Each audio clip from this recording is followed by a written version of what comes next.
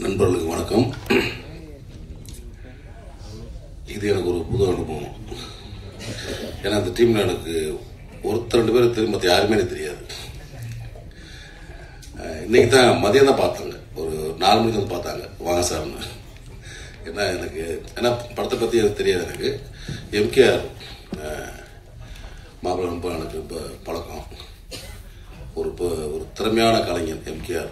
நீங்கள் சவுத்தில் இருந்தீங்கன்னா தெரியும், இந்த யூடியூப் பார்க்குறவங்களுக்குலாம் தெரியும். நிறைய அந்த டெய்லி வீடியோஸ் வந்துட்டு இருக்கும். நல்ல திறமையான கலைஞர். என் கூட வந்து தமிழ் குடிமகன் பண்ணேன், அதில் வந்து ஒரு நல்ல பழக்கம்.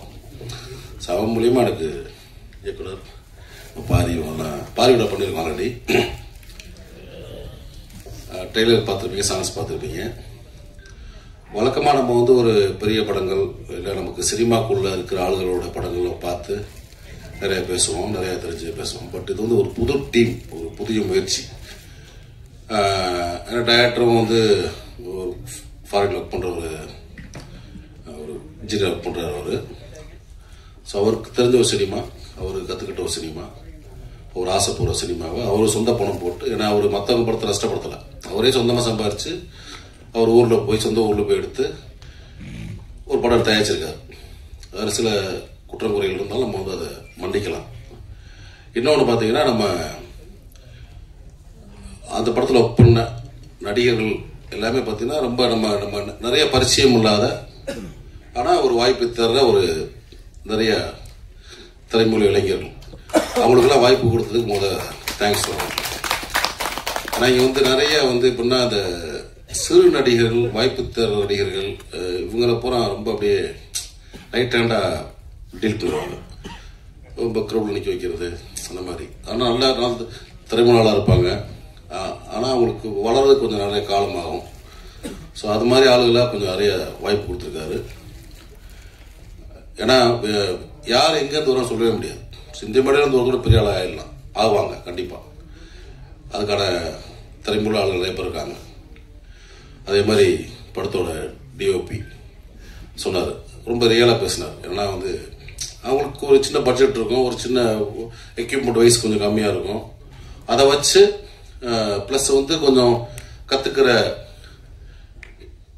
நடிகர்கள். ஸோ அவங்கள ஹேண்டில் பண்ணி ஒரு படம் பண்ணுறது இருக்குல்ல, அது டிஓபிக்கு ரொம்ப ஒரு டஃப்பான விஷயம். ஏன்னா ஒரு பொசிஷன் கூட கொடுக்க முடியாது. இங்கே நீங்கள் வாப்பானா இங்கே நிற்க மாட்டாங்க, மார்க் தாண்டி நின்றுவாங்க. ஸோ இதெல்லாம் வந்து ஒரு டஃப்பாக ஹேண்டில் பண்ணி லைவ் லொக்கேஷனில் ரொம்ப அழகாக படம் பிடிச்சிருக்கீங்க தம்பி, நல்லா இருக்கு, நீட்டாக இருக்கு. அதே மாதிரி இசையமைப்பாளர் நீதான் பார்த்தேன். நல்ல ஒரு திறமையுள்ள ஒரு இளைஞர். அவங்க மொத்த ஃபேமிலி வந்திருக்காங்க. கண்டிப்பாக பெரிய ஆள் வந்துடுவார் அவர், நம்பலாம். ஏன்னா இப்படித்தான் நான் வந்து நிறைய படம் பார்த்துருக்கேன். ஒரு சின்ன சின்ன டெக்னீஷியன்ஸ் எல்லாம், நம்ம கேமராமேன் ஆகட்டும், மியூசிக் ஆகட்டும், முதல் வாய்ப்புகள்ன்றது சின்ன படங்கள் கிடைக்கும். ஏன்னா பெரிய படம் நம்பி தரமாட்டாங்க, அந்த பேக்கப் இருக்காதுல்ல. ஸோ இதன் மூலியமாக உங்களுக்கு ஒரு கேட் ஓப்பன் ஆகும். கண்டிப்பாக இதை பார்த்து ஒரு அடுத்தடுத்த ஒரு இயக்குநர்கள், தயாரிப்பாளர்களை கூப்பிடுவாங்க. கண்டிப்பாக உங்களுக்கு நல்ல ஒரு மியூசிக்கில் ஒரு நல்ல ஒரு லைஃப் இருக்கு தம்பி. அதே மாதிரி கதையை நடிச்சிருக்க குணா பாபு, நம்ம வந்து விக்ரமில். ஆனால் எனக்கு அப்போ அந்த படம் வந்து பெரிய ஸ்கேலில் நிறைய கூட்டமாக இருக்கும். ஸோ அப்போ பெருசாக பழகலை. இது நீ சொன்னாப்புல, வாழ்த்துக்கள் தம்பி, தொடர்ந்து நிறையா படங்கள் பண்ணுங்க, சிறப்பாக வருவீங்க. பாரி அவர் நான் நிறையா சின்ன சின்ன படங்கள் ஒப்படி இருக்கோம். பெரிய பழக்கங்கள் இல்லை, ஆனால் அடிக்கடி பார்த்துக்கிறோம், மீட் பண்ணிக்கிறோம். ரொம்ப சிறப்பாக இருந்துச்சுனே. ஒரு நல்ல ரோல் உங்களுக்கு, ஒரு லைஃப் டைம் ரோல் வந்து இதுக்கப்புறம் கேடிக்கு அப்புறம் இல்லை, நல்ல ஒரு ரோல் நல்லா பண்ணியிருந்தீங்க. அதே மாதிரி கணேஷ், மகதீர், இவருக்கெல்லாம் ஒரு எல்லாம் அதே மாதிரி பார்த்த சின்ன சின்ன வாய்ப்புகள், சின்ன சின்ன கேரக்டர் பண்ணியிருந்தா கூட எல்லாருமே ஒரு நல்லா அடிச்சிருந்தீங்க.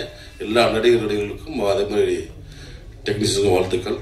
இறுதியாக வந்து அறிவழகன் இயக்குனர், நீ தான் பார்த்தேன். எல்லாத்துக்குமே 4 மணிக்கு பார்த்தது தான். 4 மணி பார்த்து 6 மணி மேலே ஆகிட்டோம். ரொம்ப ரொம்ப ஒரு கைண்ட் பர்சன். ஒரு விஷயத்தை பாராட்டலாம், ஒரு விஷயம் திட்டம் செய்யலாம். சொந்த காசை போட்டு படம் எடுத்து அதுக்காக திட்டலாம்.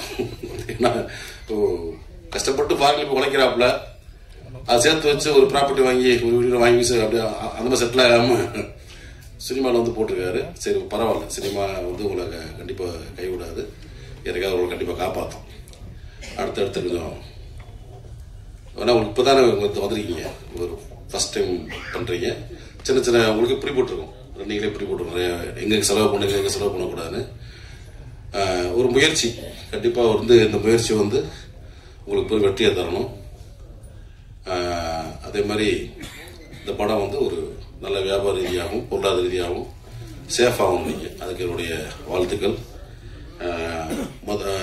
இந்த விழாவுக்கு நான் வர காரணமாக இருந்த மாப்பிள்ளை எம்கேஆருக்கு நன்றி. சிறு படங்களை ஆதரிப்போம், கண்டிப்பாக நீங்கள் ஆதரிப்பீங்க. குறைகள் குற்றங்கள் இருந்தால் மன்னிச்சு ஒரு சிறப்பான விமர்சனம் எழுதி இந்த டீமையும் காப்பாற்றுங்க. தேங்க்யூ.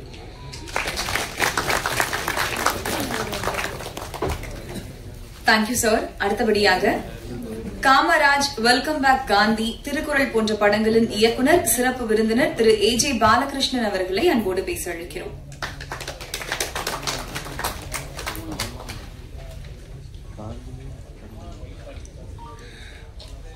அனைவருக்கும் மாலை வணக்கம். இந்த படத்தோட பெயர் வந்து ரொம்ப முக்கியமானது.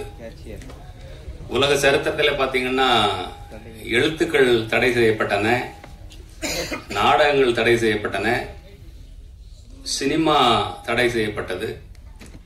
சிறப்பான படைப்புகள் அதை தாண்டி வெளிவந்து வெற்றி பெற்றுள்ளன, பராசக்தி படம் உட்பட. அதே போல இந்த படமும் வெற்றியடைய வாழ்த்துகிறேன்.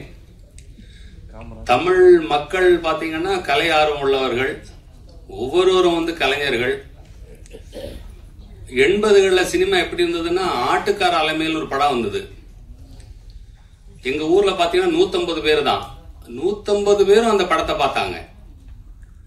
பணம் இல்லாதவங்க வந்து இருக்கிறவங்க இல்லாதவங்களுக்கு அந்த பணத்தை போட்டு கூட்டிட்டு போய் சினிமா காட்டினாங்க.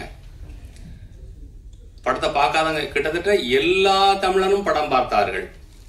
ஆனா இன்னைக்கு எனக்கு தெரிஞ்சு ஒரு 20% தமிழன் படம் பார்க்கறானாங்கிறதே கேள்விக்குறியா இருக்கு.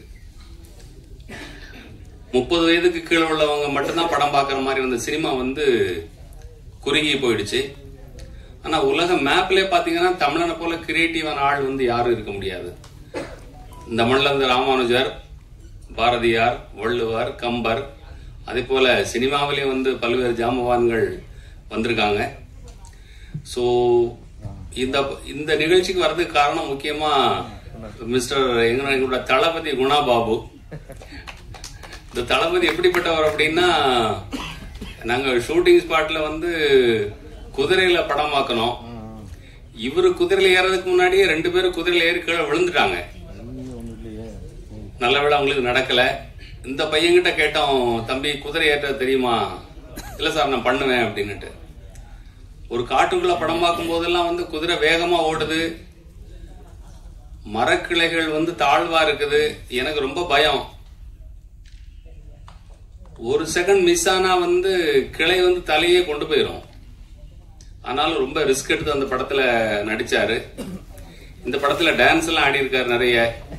ஆமா, எங்க படத்துல அவரை ஆட விடல, ஆனா பெண்கள்கிட்ட பேச விட்டோம் அவரை. ஆமா, ஏன்னா அவரே வந்து ஒரு நிஜமான காதலர். அவரு நல்ல பையன், அவருக்கு நல்ல ஒரு வாய்ப்பு எதிர்காலத்தில் இருக்கு.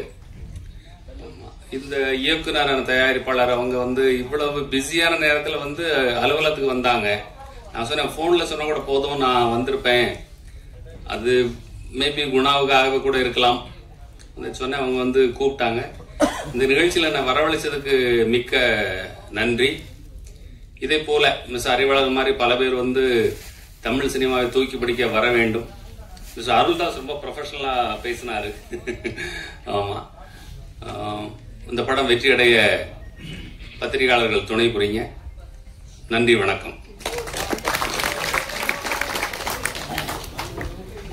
Thank you sir.